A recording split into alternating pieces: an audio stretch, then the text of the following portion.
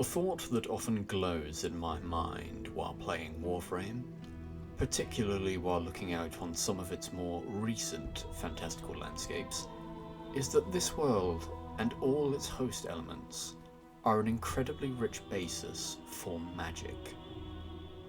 I mean magic, of course, in a figurative sense, because in Warframe we don't have magic, we have the Void, which of course, as we all know, is nothing but an extra-dimensional phenomena, and that it operates entirely differently to magic. Right? I jest, of course. The Void looks and behaves like magic as we know it to be. It's nigh indistinguishable in presentation, not to mention just a few of the additional esoteric elements that exist here. Concepts like Oro, Eternalism, and the Jade Light, which the Orokin discovered and then coveted with such fanaticized reverence that they spared no effort to construct entire divine rhetorics around these things to suit their meaning and enforce their dominion. The entire setting is just flourishing with mysticism and eldritch lore, and so it seems so strange to me that we only have a single tome weapon currently existing in this fine game. By tome weapons, I am referring to the, at the time of recording, newest weapon variant to Warframe, introduced in the Whispers in the Walls update during late 2023. The first of its kind being, of course, Outbreak's Grimoire, the personal compendium of the Mad Doctor, seized by the player during the main quest of the update. A tome weapon's function, in vision and in practice, is as a utility tool, rather than the traditional disintegrate everything in the room with a trigger pull weapon that the game is so used to receiving. A support engine to grease the gears of battle and increase its momentum. To assist this motive, the weapon even received its own suite of unique tome mods that allow for a player to choose and assign triggerable combat buffs that activate through tome's usage, leaning heavily into the idea of a handy book of spells. Despite this amazing design foundation, with the exemption of Dante's Noctua, no new general-use tome weapons have made their way into the game since Whispers in the Walls. A crying shame. If only there was someone out there with enough time, passion, and general lack of direction in their life to offer a change to that reality.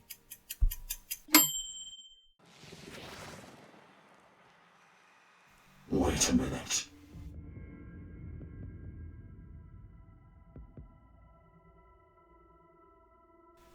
If it has not already been made obvious by my appearance, manner of speech, eccentric lexicon, or otherwise my apparent interest for mysticism, I am someone who has a burning penchant for the themes of magic and wizardry. You know what I mean. The robes, the hats, the general mental instability paired with the most feverish grins and the arrogant haughty manner that those characters all seem to carry themselves with. The campfire stories where the rites of forbidden realms are spoken for all in the most hushed of tones. Not to mention that all mystical figures always have the best, most stylish, most awesome powers that the human mind can perceive. Elemental mastery, necromancy, and the ultimate binding spell, that is, testicular torsion. Yes. Tome weapons being added to the game, for me, and no doubt others, offered just a taste of these fantasies. And akin to a drop of blood in the ocean, I barreled towards it like a shark. What could more tome weapons for Warframe look like? How would they function? How would they smoothly fit into the game's world, and where were the spaces or opportunities available for them? My mind raced and pondered through these questions, and to my delight it didn't take long to have them answered. Now all I needed to do was realize them. To undertake such a task, however, I would need help of the artistic variety.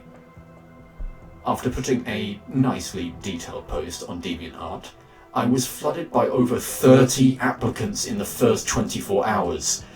Fucking hell, man. After considering many of the applicants who came my way, I eventually settled on one. This is Codem X, a working artist who I chose for their experience in crafting amazingly textured fantasy weapons for many varied commissions.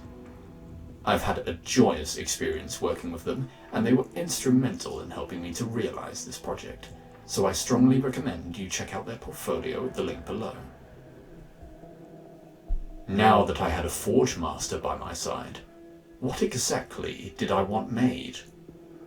I had many choices, but there was one that I was particularly drawn to.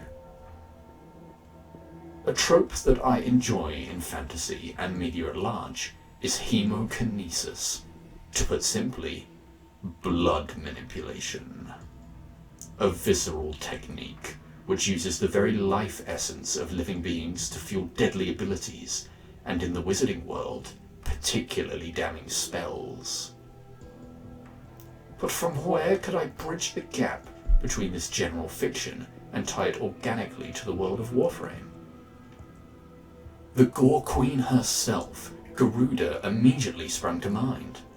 Such a weapon themed around the manipulation of blood would no doubt share some practical similarity to the precise barbarity of her abilities, but no. For that to be the base route would be too simple, too surface. It was then that I looked in an entirely different direction. I looked towards the Grineer. And to that I can almost hear you say again, Aster, the Grineer? Why?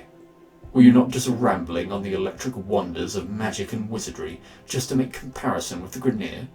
What on earth could you find in commonality between such lofty topics and a gun-toting ocean of genetically stunted slaves?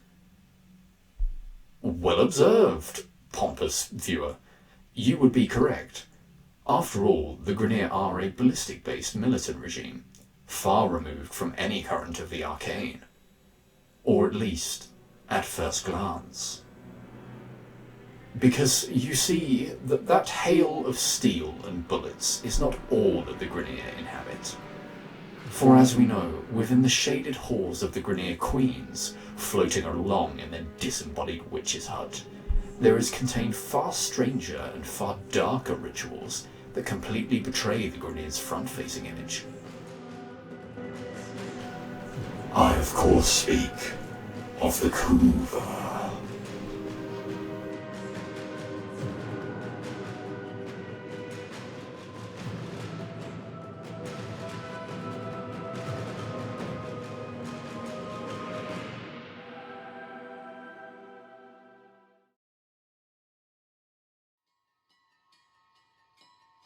Kuva is a fascinating element in the world of Warframe.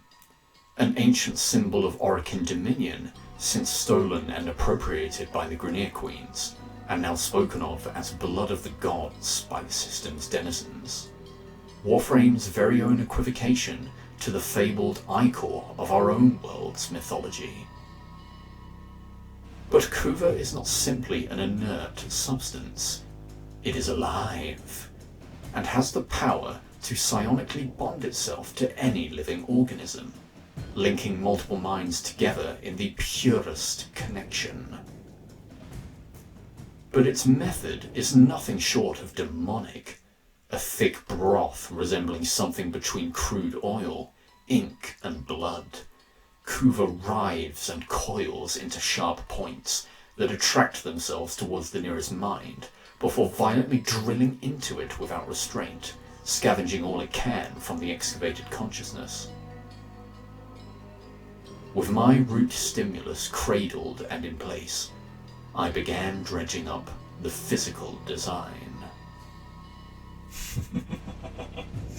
My, this shall be fun.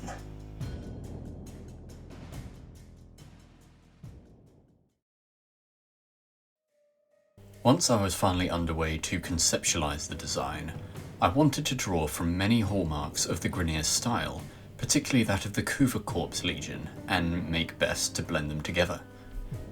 I wanted to include elements alongside that which would strike true the Grineer's culture of brutal industrialism in its foundation, with an aim to then further dress the design with the dark ceremony aesthetic reflected in existing Kuva weapons and their users. Despite what was no doubt going to be a largely red and black colour palette, I wanted to interject some other features that would clearly highlight the Blood Magos theme in its imagery in such a way that it appeared repulsive. A disturbing aura that would evoke the sense that the tome's existence was more akin to a crime than something to be proud of.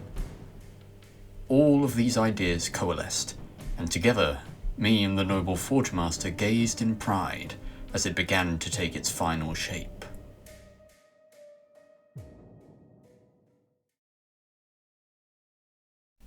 Greetings, Tenor. Allow me to hereby introduce to you the Kuva Sanguinis. The Kuva Sanguinis is a Mastery Rank 14 secondary tome weapon. It is acquired by vanquishing any Kuva Lich equipped with the weapon, becoming available in their weapon spawn pool post-completion of Whispers in the Walls. In relevancy to the aforementioned theming, the main body of the tome's design consists of two heavy charcoal-coloured slabs, like obsidian or cast iron, yielding the idea that the tome initially was harshly and crudely moulded in a Grineer forge, with the two slabs smashed closed against each other by silver-teeved deadbolts. The main side of the covers is adorned with a quad of Kuva braids, one curling around each vertice, to enforce the Witch's Coven theme and to feature align the weapon to the other Kuva weapons' appearances as the latest addition to their series. Also on the cover exists a layered network of ley lines engraved into its surface, arranged strikingly similar to that of a vascular map. Kuva circulates endlessly through these tunnels, in and out of a huge heart crystal in the centre, which pulsates with a sick glow and centralises the tome's power, while evoking wet disgust to any who put their eyes upon it. Unclasping the tome and laying bare the slabs inside reveals not pages, but two pools of concentrated Kuva reserved deeply into each tablet. The Kuva trails upward while open, constantly poised and curious for a new mind to breach and devour. In regards to gameplay, the Kuva Sanguinis operates as follows.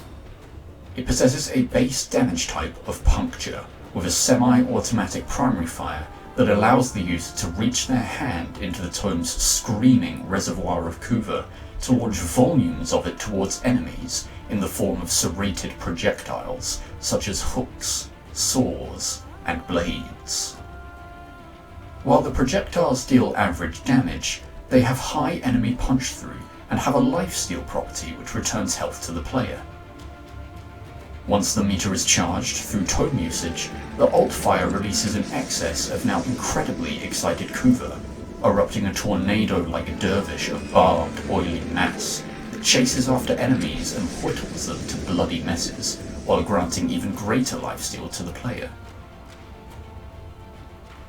Considering this concept, I imagine it would be a tome particularly complementing to attrition-based playstyles sported by high health tanking frames, or otherwise, thematically appropriate frames that swear to the art of chaotic slaughter, such as Garuda, Valkyr, or Varuna.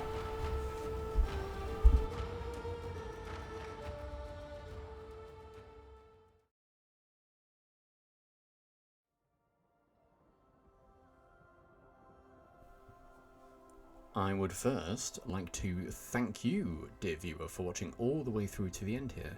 I assure you it's much appreciated. This project took a while, far longer and with much greater networking involved than any creative project I've directed before, that gave it a solid deal of depth to deal with. But through that depth I've been able to explore my creative process more, learn many new techniques, and most of all have a fantastic time building this. If I am in a fortunate enough position to again fund some artists to continue this series, then I will absolutely do so, as I have many more designs I would love to bring to life when the right conditions present themselves. And if you see yourself wanting to polish your practical skills or your passions by involving yourself in a project like this, then please drop me a message. I'll be grateful. In the meantime though, you can probably next expect some more material from me in a similar vein to my first video, as while I massively enjoyed putting together most of an entire weapon design, the more comfortable option for me is to continue with my writings and narration for best results and for joy.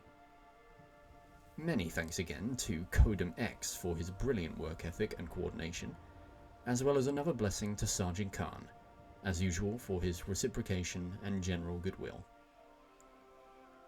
Until next time, traveller, and stay safe out there on those blustering winds of life.